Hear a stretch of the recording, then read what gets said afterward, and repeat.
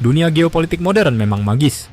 Sebuah foto formal bisa menjadi panggung drama yang begitu riuh.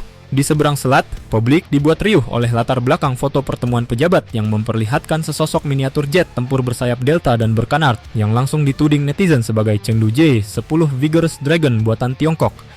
Kalimat miskin sangat ke kita nih sampai nak amik Cina punya pun berhamburan di kolom komentar.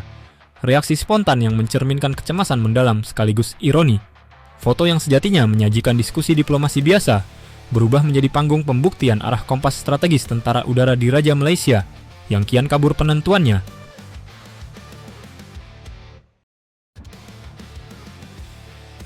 Diayun-ambing spekulasi dan angan-angan.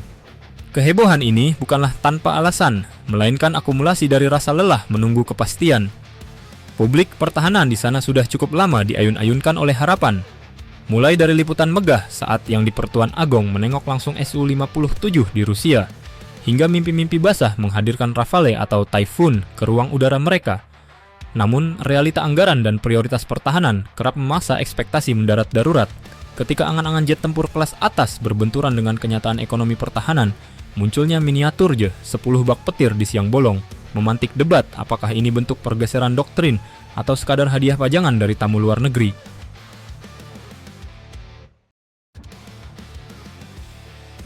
Bad decision atau realitas pragmatis. Kritik tajam yang menyebut potensi akuisisi J-10 sebagai bad decision berhembus kencang di forum-forum lokal. Pengkritik menggarisbawahi ketergantungan logistik pada Beijing di tengah klaim tumpang tindih 9 garis putus di Laut Tiongkok Selatan sebagai hal yang kontradiktif. Namun jika ditelisik dari kacamata militer murni, J-10CE versi ekspor berfitur radar AESA dan rudal PL-15 bukanlah platform sembarangan. Pertanyaannya, apakah tentara udara di Raja Malaysia bersedia mengorbankan interoperabilitas NATO standar yang selama ini dipegang demi platform murah meriah dengan beban implikasi geopolitik yang sangat besar?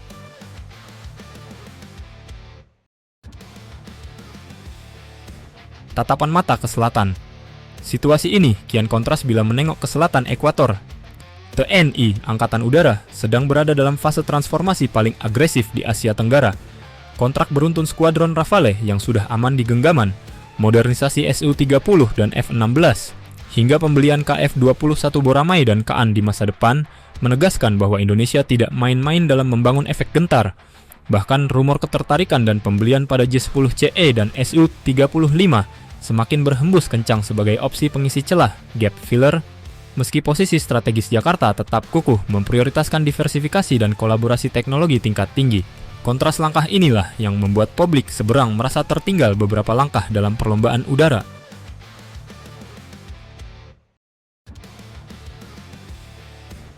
Dilema Su-30M, KM, dan FA-18D Hornet.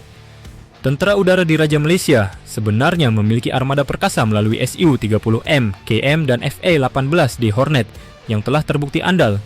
Namun, penuaan usia pakai serta kerumitan rantai pasok pasca konflik Eropa Timur membuat kesiapan tempur platform tersebut menghadapi tantangan berat. Program akuisisi FA-50 Blok 20 dari Korea Selatan memang menjadi angin segar untuk lini jet latih tempur ringan, LCA. Namun, FA-50 jelas tidak dirancang untuk memikul beban sebagai Air Superiority Fighter di garda terdepan melawan dominasi jet tempur generasi 4,5 kawasan.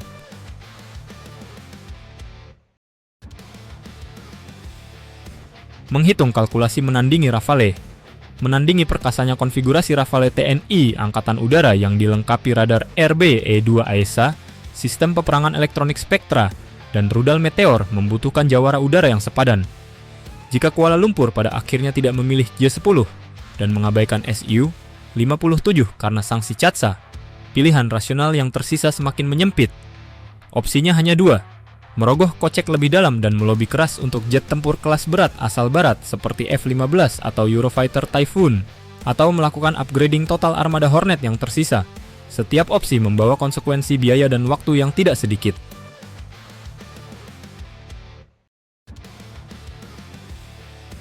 Miniatur di sudut rak buku mungkin hanya sekadar cenderamata diplomasi yang tak sengaja terekam kamera. Namun polemik yang dipicu menelanjangi kegelisahan nyata akan masa depan ruang udara tetangga. Dalam permain catur geopolitik kawasan, menetapkan pilihan jet tempur bukan hanya soal daya tembak, melainkan pernyataan arah aliansi strategis suatu negara. Publik kawasan kini menunggu dengan saksama. Apakah skenario jet tempur berat TUDM akan berakhir dengan kejutan besar atau justru harus puas menonton tetangga selatannya terbang makin jauh di atas awan?